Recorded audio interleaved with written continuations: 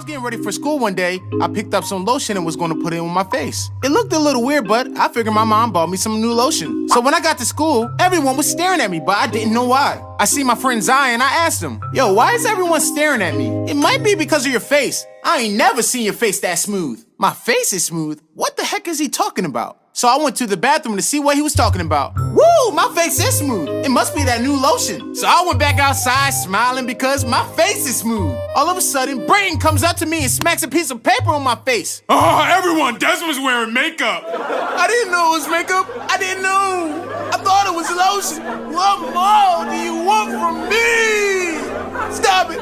All right, now you stop it. I just want my mommy. I was so embarrassed that I skipped school for a whole week. I just stayed home watching my favorite TV shows and movies on this free app. The link to the app is in my bio. So this is probably my favorite story about my cheating ex. As many stories as I have on him, this one happened after we were broken up. He had left me for a girl that he was seeing on the side, and we hadn't spoken in months. We had both blocked each other on pretty much everything. But as most girls do, I do have my fake Instagram account, and he seemed pretty happy in his new relationship.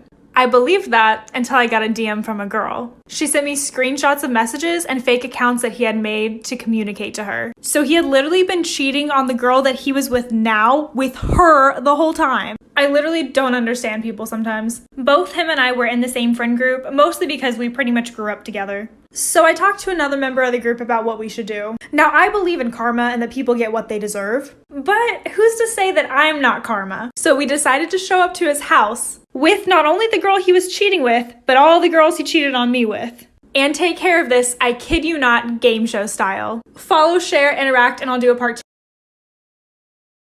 In 9th grade, I was getting on the bus to go home from school when I got a text from my boyfriend saying, I'm so sorry, everything's gonna be okay. I then got a text from my sister saying, don't blame mom, she already blames herself. Super confused, I called my sister, voicemail. I then tried my mom, voicemail. I then tried my dad, voicemail. I was freaking out because I thought one of my grandparents had died and no one was texting me back. I got to the bus stop and my dad was waiting in his car, which is always a bad sign. Going on? I asked. He says, Luke is no longer with us. Luke is my childhood dog since I was in 5th grade. I start ugly crying and he proceeds to drive me to my boyfriend's house 10 minutes away in dead silence. I get out, I run upstairs to his room and I start crying. Luke is dead!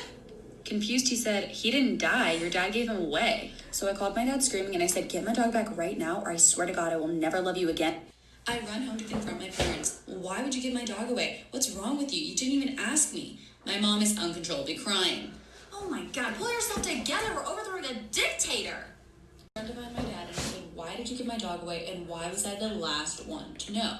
He proceeds to tell me that he didn't want to upset me at school and he thought that the dog was scratching our hardwood floors and shedding too much in our house and that is why he gave him away. Staging a coup, I tell my mom, and then I call my sister and tell her to get back to town immediately. Let's confront my dad. We will never forgive you if you don't get the dog back today. Following him with our estrogen, we head to pick up Luke. Luke was saved. He was given upstairs privileges, couch privileges, and bedroom privileges. He was the greatest dog ever. We loved him every single day for the next 5 years, and he passed peacefully in his sleep on our couch.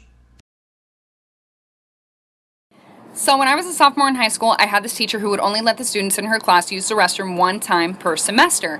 Well, one day I raised my hand and I was like, excuse me, I don't remember her name, can I please use the restroom? And she was like, no you can't because you've already used the restroom in my class this semester. Well, excuse me, you can't dictate my bladder. So I'm like all frustrated and I started secretly texting my mom because I wasn't allowed to use my phone in class. And I was like, Mom, I'm sitting in class right now, my teacher won't let me use the restroom. And she was like, I'll take care of it for you. And I was like, okay. So like 5 minutes goes by and all of a sudden my teacher's phone starts ringing and she walks up to it and answers it and she's like, hello? Yeah. Okay, thank you. And then she walks up to me like so angry and she like slams the pass on my desk and she was like, since you have to go that bad. And I was like, yeah, I really do, thanks. And I got up and left.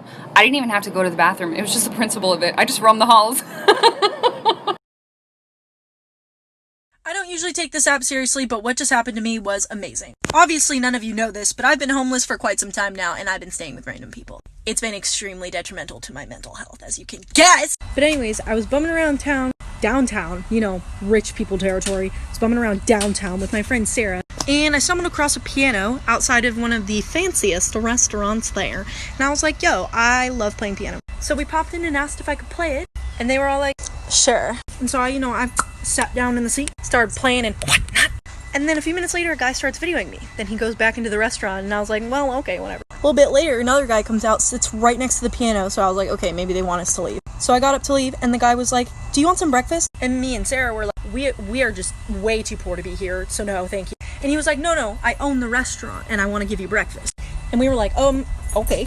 I sit down, and he offers me a job to play piano outside of the fanciest restaurant in downtown 3 times a week. And we just got an apartment.